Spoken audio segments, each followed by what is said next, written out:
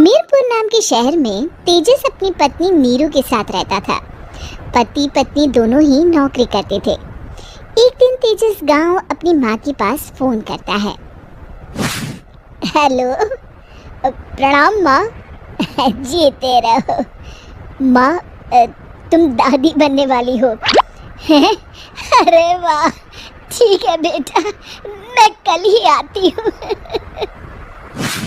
जब माँ जी शहर पहुंची तो बेटी बहू ने बहुत अच्छे से स्वागत किया। लीजिए माँ जी चाय। अरे गर्मा गर्म पकोड़े ले आओ माँ के लिए। नीरू रसोई में गई और 2 मिनट में ही पकोड़े ले आई। जी ये लीजिए। बहू जादू से बनाए हैं क्या? अभी तो रसोई में गई थी। यम्मी। माँ जी, शीला रसोई में पकोड़े तल रही है, मैं बस लेकर आई। हे भगवान, मेरा धर्म भ्रष्ट कर दिया तूने। अब तो गंगा जल से शुद्धिकरण करना होगा। दूसरे दिन, माँ जी मैंने नाश्ता बना दिया है, ऑफिस जा रही हूँ। पर अभी तो घर का सारा काम पड़ा है।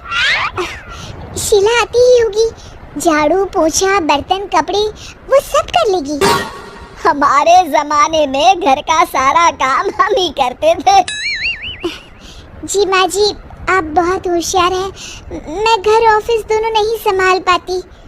तो जरूरत क्या है घर से बाहर जाकर चाकरी करने की? वैसे भी घर का काम खुद करने से घर में बरकत आती है, समझी?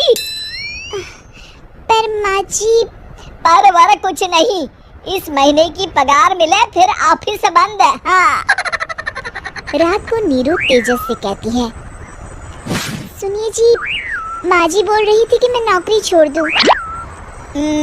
वैसे ठीक ही तो है, अभी तुम्हें आराम की जरूरत है। फिर भी आराम कहाँ, शीला को छुड़ाने के लिए बोल रही थी। तो अब 24 घंटे में इतना काम तो कर ही सकती हो। पर जॉब पसंद है मुझे, घर पर मन नहीं लगेगा। अगले दिन जब दोनों ऑफिस के लिए निकल रहे थे, मेरी तो कोई कीमत ही नहीं है इस घर में। माँ जी, आजकल महंगाई बहुत है, रहन सहन भी बदल गया है। दोनों नौकरी करते हैं तभी ठीक रहता है। अच्छा, तू कहना क्या चाहती है? मेरा बेटा तुझे बिठा के खिला नहीं सकता? तू ही इस घर का खर्च चला रही है, हैं? नहीं माँ जी, मेरा वो मतलब नहीं था। मतलब खूब समझती हूँ, ये बाल धूप में सफेद नहीं किए मैंने। हाँ। अब तो ये रोज का काम हो गया था। तेजस भी रोज की झिकझिक से परेशान हो गया था। एक दिन उसने कहा, नीरू, वैसे भी तुम्हें मैटरनिटी लीव मिलने वाली है, तो अभी से ही छुट्टी ले लो। पर क्या, मेरी सैलरी अच्छी खासी है। आखिर नीरू ने रिजाइन कर दिया।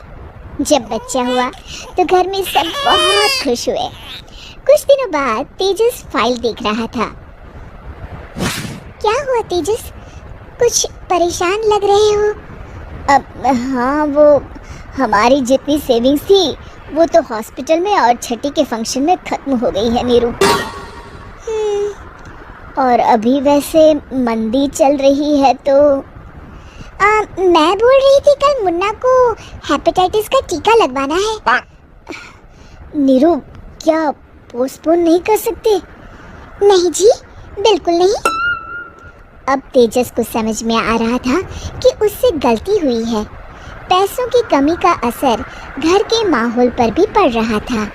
अगले दिन, बेटा मेरा चश्मा और ये दवाइयाँ ले आना, पर्चा देते हुए माँ जी ने कहा। जी। तेजस, मुन्ना के लिए दूध का डिब्बा और डायपर भी ले आना, और ये किराने के सामान की लिस्ट है, इसे भी लाना है। तेजस गुस्से में लिस्ट मरोड़कर फेंकता है और चिल्लाता है, पैसे क्या पेड़ पर उगते हैं? ये ले आना, वो ले आना। अरे पर ये जरूरत का सामान ही है। वो गुस्से में बिना कुछ कहे ऑफिस चला गया। अरे लंच तो ले जाइए। नीरू दौड़कर डिब्बा पकड़ाती है।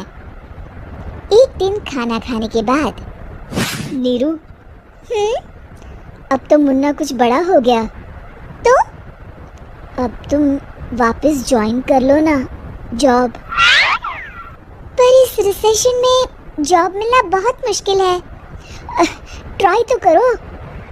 फिर मुन्ना, माँ जी है ना, और एक फुल टाइम मेड भी लगा लेंगे।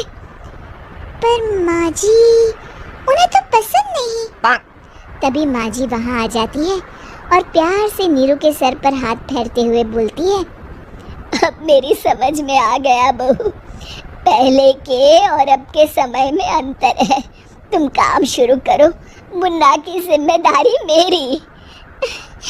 मेरी प्यारी माँ जी।